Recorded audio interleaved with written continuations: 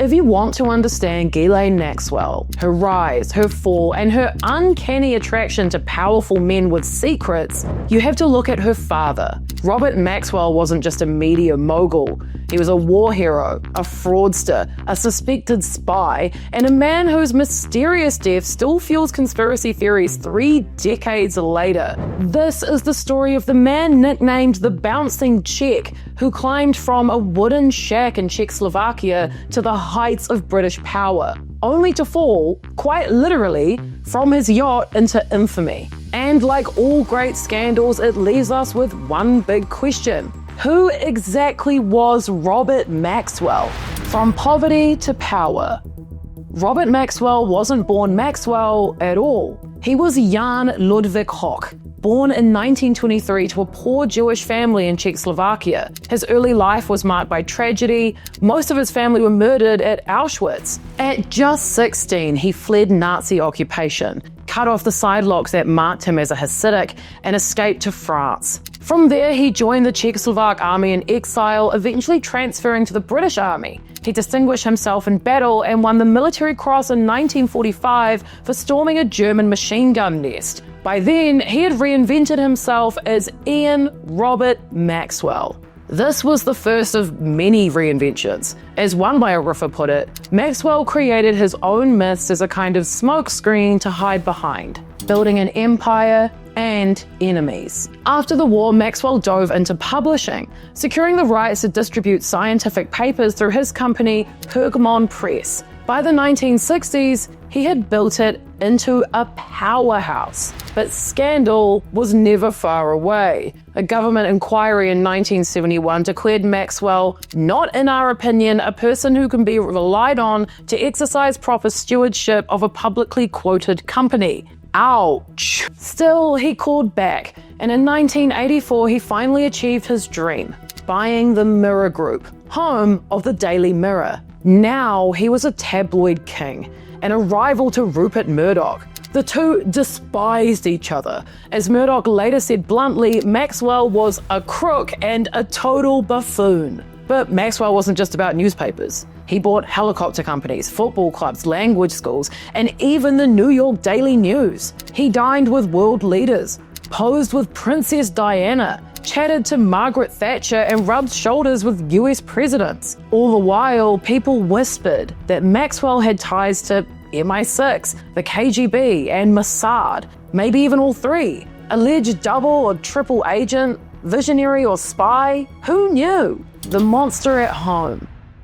Maxwell's empire wasn't the only place he ruled with an iron fist. At home in Headington Hill Hall, the Oxford mansion he famously called the best council house in the country, he was a terrifying patriarch. Family lunches were nightmares. His children later recalled sitting in fear, waiting for his gaze to land on them. He humiliated them in public. Biographer John Preston described it as the searchlight beam of her father's gaze moving around the table towards her. Bit creepy. Only one child seemed safe, Ghislaine. She was the youngest, born in 1961, and by all accounts, his favorite. She was his constant companion at events, from Elton John's birthday party to football matches. He even named his yacht after her, the Lady Ghislaine. Betty Maxwell, her mother, later recalled, Ghislaine is the baby of the family and the one who was closest to her father. The whole of Ghislaine's world collapsed after his death. Scandals, secrets, and the shadow of Israel.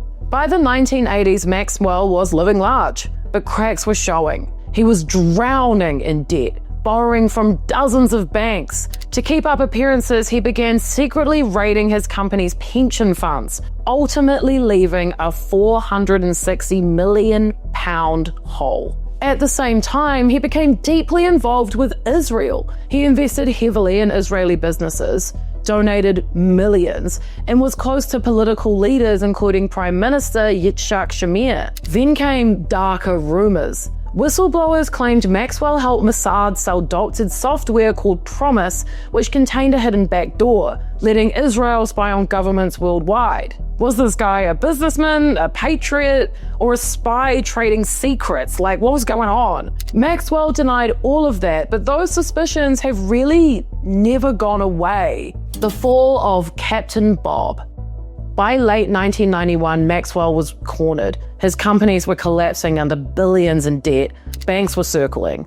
A BBC Panorama investigation was digging into his financial irregularities, and his own finance director was demanding answers about the missing pension money. On November 5th, 1991, Maxwell vanished from his yacht, the Lady Ghislaine, off of the Canary Islands. Hours later, his naked body was found floating in the Atlantic. The official verdict? Heart attack, accidental drowning. But right off the bat, few people believed it. One former colleague insisted Maxwell had been suicidal. He was a man who could not face the ignominy of jail. So, I am a suicide theorist. Others thought it was a clumsy accident. Photographer Ken Lennox, who saw his body, recalled, "He used to get up at night and pee over the stern of the ship. I think he lost his balance because he was very top-heavy." Then, of course, there's the murder theory.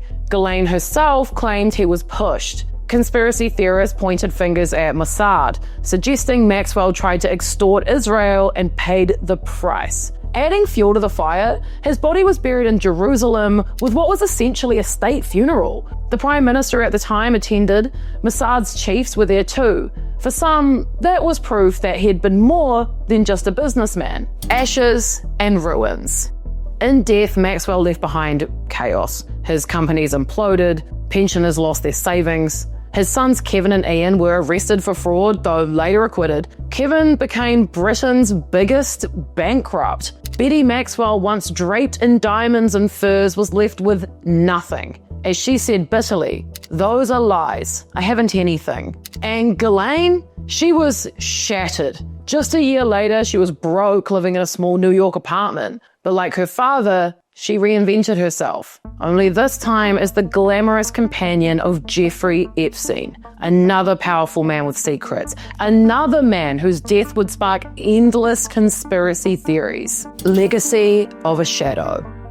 Robert Maxwell was buried on the Mount of Olives overlooking Jerusalem. His widow remembered it as a hero's send-off and what amounted to a state funeral. But in Britain, headlines screamed the robber and the crook of the century. He was both hero and villain, visionary and fraudster, war hero and possible spy. And maybe that's the point. Maxwell lived in contradictions. He created myths about himself, told lies so often that no one, maybe not even he, knew where the truth ended. What is certain is that he shaped Ghislaine. He gave her privilege, connections, and an example of power unchecked by morality. He also showed her that if you're rich and well-connected enough, you can bend the world to your will until the very end. And so when we talk about Jeffrey Epstein and Ghislaine Maxwell, we have to remember the man who came before, the man who named his yacht Lady Ghislaine, the man who fell from grace and then from his ship,